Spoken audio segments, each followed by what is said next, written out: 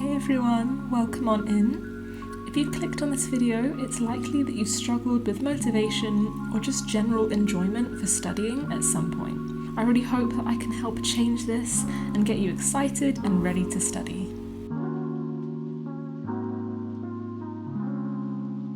So first, I really want to remind you that your lack of motivation is completely valid. You are not a bad student or person for struggling to study. This is completely normal with the high levels of stress we students are put under to get good grades, enough sleep, maintain social relationships and our own well-being. It can be so difficult to actually put our minds towards something productive. So I really hope this video will help you develop some tactics to get some studying done. Even if it's 30 minutes or even just 10 minutes, I'm still really proud of you. So, a technique that was the most effective for improving my work ethic and motivation was honestly taking a different perspective and romanticizing studying. So, to quickly define this word, romanticize is to talk about something in a way that it makes it sound better than it really is, or to literally believe that it is better than it really is. I will give you some tips that show how you can do this and how it can improve motivation and just general work ethic. Okay, so this first point is super easy and doable, so I'm really not going to spend much time on it. But you just being here on YouTube watching a study video is a great first step.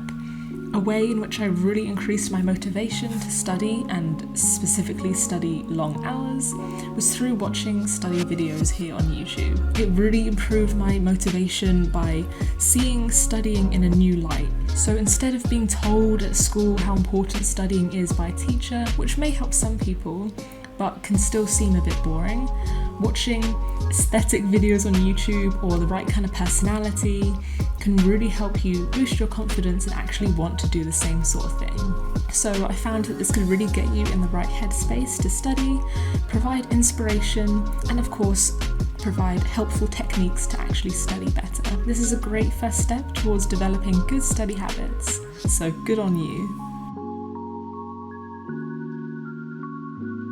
Next, it's really important to find your quote-unquote study setting. This is basically the context in which you are focused and you know you can actually get work done. So for me, I really don't do work when I'm in my own room. This is because I've kind of associated my room with relaxing, sleeping, eating, so realistically I'm always going to get distracted. So do a bit of self-discovery and find where you're most focused. This might be your room, but it might be a library, it might be a cafe, and make sure you capitalize on this. Always allocate your study times to this setting so that you'll actually be most productive and also enjoy yourself. For example, going to a cafe can be a great choice. You can also treat yourself to a nice drink and treat or pastry, and this will make the whole experience a little more enjoyable than just sitting in your room, and you kind of make a whole trip out of it, so it's a lot more fun. Also, I recommend taking advantage of situations or contexts where you're already motivated to get more work done. For example, when I'm at university or back when I was still at college, it'd be way more effective to get work done when I had a study period or after a lecture when I was still on campus, because you're in a work mood and you're likely to get more work done if you then take another hour or so to just do extra work. Whereas if I'd wait and go home, by the time I got home, I'd be out of that work zone and unmotivated. And then you kind of just want to rest and you don't want to end up doing any more work. So be more efficient with your time and get all the work done when you're still in that work mood, so then you can go home and actually relax, knowing that you've already gotten all your work done. So my next point is creating SMART goals. If you haven't heard of these before, SMART is an acronym that literally just stands for specific, measurable, achievable, realistic, and timely. It's likely that if a goal doesn't have any of these, it's really unlikely to be done. You want them to be obtainable and easy.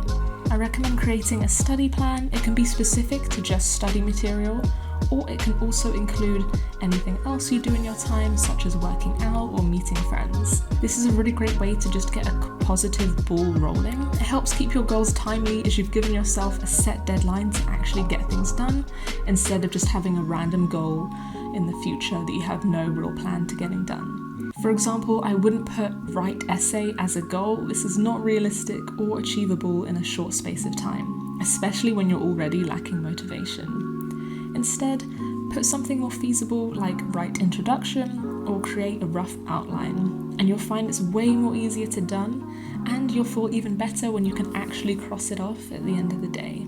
Also, it really helps to add goals or activities that you know you're already going to complete, such as attending a lecture or meeting a friend, so that even if one day you can't find the energy to do any extra work, you can still know that you got something done and it doesn't feel like a waste of a day. Completing these goals will really boost your feeling of productivity, and as a result, your motivation to continue on this path. And a 2017 study demonstrated that setting goals was effective in actually changing your target behaviour, as opposed to just telling yourself to change. So my next tip for you guys is more practical for your actual study sessions, and this is using the Pomodoro method. So if you find that you have the initial motivation to study, but then you actually struggle to maintain it, it may be worth trying this to improve your productivity. This method traditionally involves studying for 25 minutes, then taking a 5-minute break 4 times over, before taking a longer 15 to 30-minute break. You can alter these time intervals to your liking though, such as 20 minutes on and 10 minutes off, or taking a longer break after just 2 repetitions instead of 4. It's pretty flexible, and any study period, whether it's 20 or 25 minutes, honestly does not require too much focus. And again, as I talked in the earlier point, getting a positive ball rolling is honestly the best method. So studying for 25 minutes and then taking a break, you'll find you're probably way more motivated to continue studying now that you've gotten your first little study session under your belt. This technique can really help if you struggle to stay focused for long periods of time. And it allows you to have a great balance between work and breaks. So you're not studying for 30 minutes and then having a 2-hour break. This is way more balanced, and you could just leave it at those 4 repetitions and call it a day, and that's still really great work. On days where I have no motivation to study, but I need to get something done, this can be a really great tactic to tick a couple things off my list without taking up the whole day. And finally, my last point is a very easy just get excited. You can trick your brain into being more motivated by simply getting excited to study. If you treat studying like a fun activity, it will become exactly that. Again, this goes back to my suggestion about going to a nice cafe and making a whole outing out of it. For example, we all have that surge of motivation after buying a new notebook or a highlighter set. The next step is just to ensure that this surge isn't temporary. So find ways to make studying more fun, and this can be really easy. I'll find that using my favourite colours, adding little drawings or stickers, just playing some fun music, or just studying with a friend can make the whole experience more enjoyable and tailored to your liking. At the end of the day, the best study method for you is the one where you're enjoying yourself. It will make you more likely to do this again and continue on a good path. And also, you'll probably remember the information better because you were in a better mood. And going back to that friend tip, I really recommend study dates with friends if you're up for it. It's great if you're all working on the same subject because you can test and help each other, but this honestly is not necessary, especially for motivation. You could all be working on completely different things, but just by being in this productive space together, you can boost each other's work ethic and keep each other accountable if someone keeps losing focus. So, let me just recap what I went over in this video and the tips you guys can use to improve your motivation. Firstly was literally just getting inspired through watching other people and learning different tips. Second was finding where you work most effectively and capitalising on that.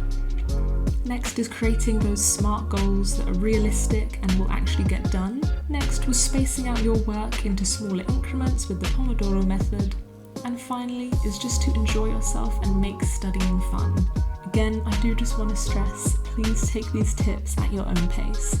Do not overwhelm yourself by trying to implement everything at once, and remember that you will never be productive every single day. We all have our off days or our off weeks where we literally have no motivation or energy. Or there are life events going on that mean we just can't study as we normally would.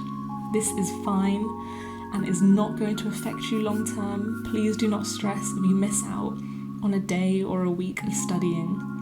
Take these days in your stride. Your work quality will suffer more if you force yourself to work on a day where you're not feeling it. You're going to get more things wrong and it's going to make you feel even worse. Instead, get a good night's sleep, make a plan, and begin producing high quality work that you actually enjoy when you're ready. Good luck and happy studying.